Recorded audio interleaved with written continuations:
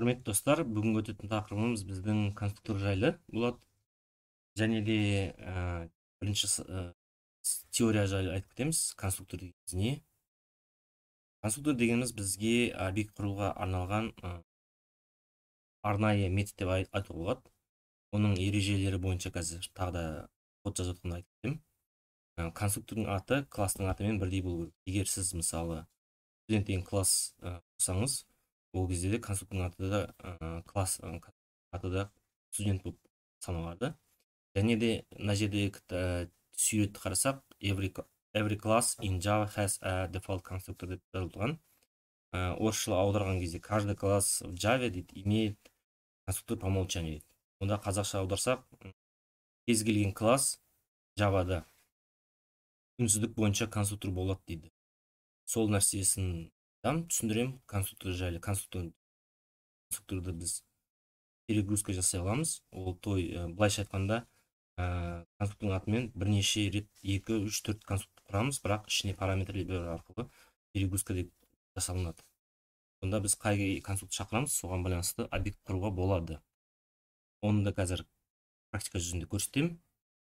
Бұл сабақ қысқа, практикалық жүзінде 10 минуттық сабақтар болғандықтан тез түсіндірсем. Теория жайынша осы. Ал енді кодқа кірсейік. Біз мысал ретінде студент деген класс құрамыз. Ол жерде студенттің аты және жасы болады. Ал енді мына жерден жасаламын. Ерси класстың атын берем. Студент деп.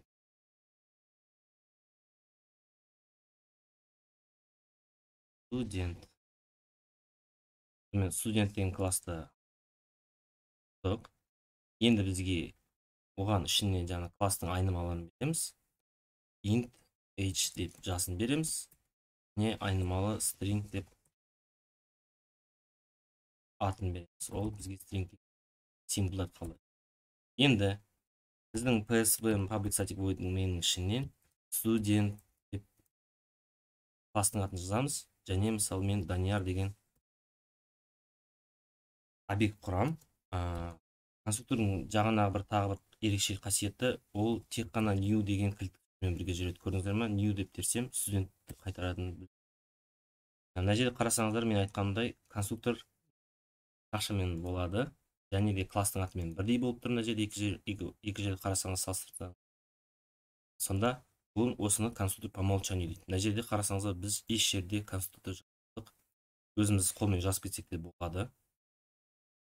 Программамызды запускать етеміз. Ол бізге Данияр деген объект құрады, бірақ ішінде age, name'ның ішінде ешқандай мәндер жоқ бізде. Қарасаңыздар, міне жоқ.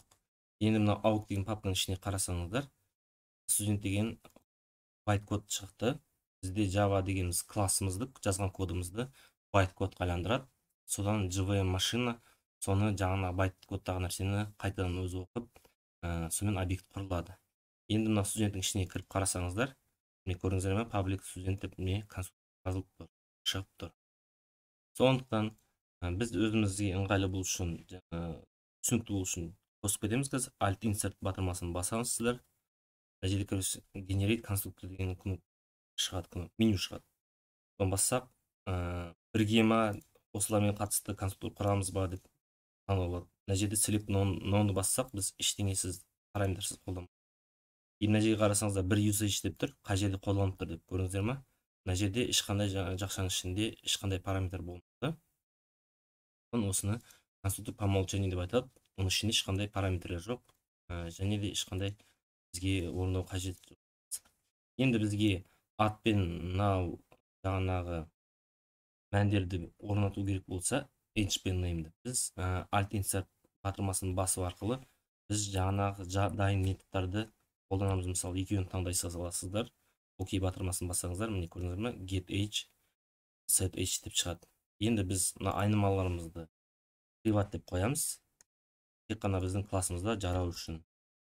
Енді бізде қарасаңыздар, методтар пайда болды.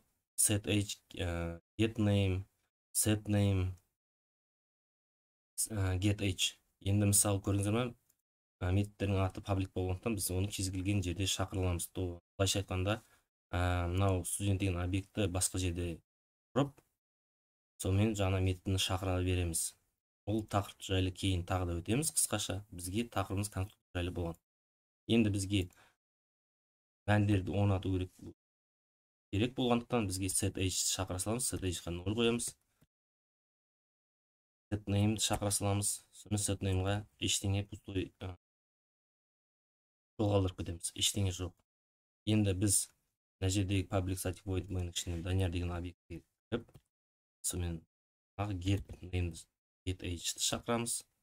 Ол бізге экранға шығару үшін system out printer'ның ішінде Данияр getH шақырамыз.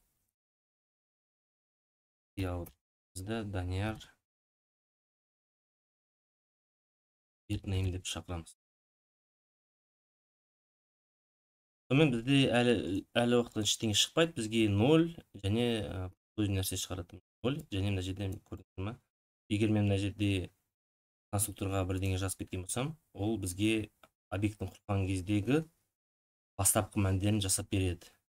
Осылай үшін керек. Енді жаңағы айтқандай alt enter деген батырмасын басамыз, конструктор басамыз. Мына екеуін таңдасаңыз болады, біреуін таңдасаңыз болады. Біреуін таңдадық, міне. Бір параметр қабылдайды. Тағы да alt insert батырмасын басып, конструктор екеуін таңдадым. Shift басып. Мен қарасаңыздар, енді студент деген біреу, екеу, үшеу шықты. 3 конструктор пайда болды. Бірінші конструкторда ешқандай параметр жоқ мына жақшаның ішінде. Екінші конструкторда тек қана бүтін санды қабылдайтын h қабылдайтын конструктор бар. Мына жерде жасымен және атын қабылдайтын конструктор пайда болды. Енді мына жерде қарасаңыздар, сарымен белгіленіп тұрған нәрсе, ол қажетті нәрсені қолданып тұрмыз деген нәрсені айтып тұрды бізге. Бізде мына жерде мынауымыз активті болып тұр, қолданып тұрғанымыз қолданып тұр. Ал мынау еш жерде қолданбағанда бізге сұр түспен белгіленіп тұр. Енді біз басқа объект құрамыз қазір. Студент тест деген студент құрамыз. New дейміз. Енді Ctrl-ға беріп бассақ,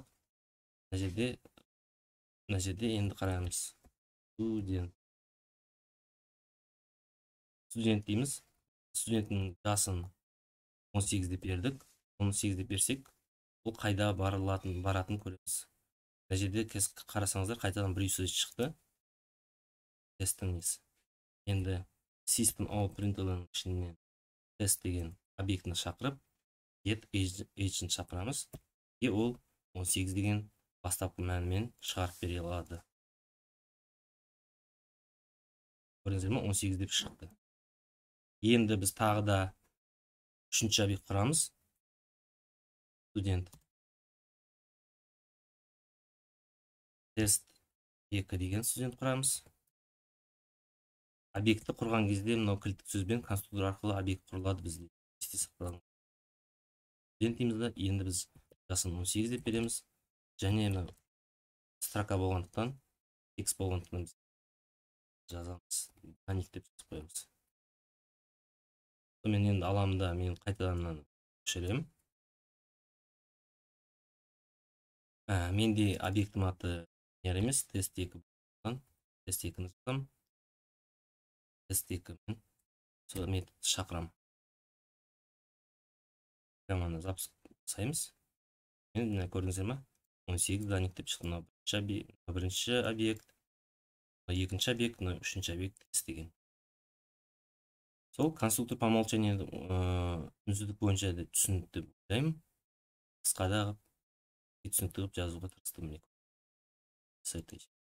Мына жерге мысалы this h-дің орнына мен басқаша алып жазсам да болады. Жаңағы методтың өзін шақыру арқылы set h арқылы келген параметр h-ті беріп, көрдіңіздер ме? Бұлай берсем деп жауап қойып санымда бұлай істесем де программам істейді. Өздеріңіз бойынша қалай істесеңдер әлі болса тегеу болады.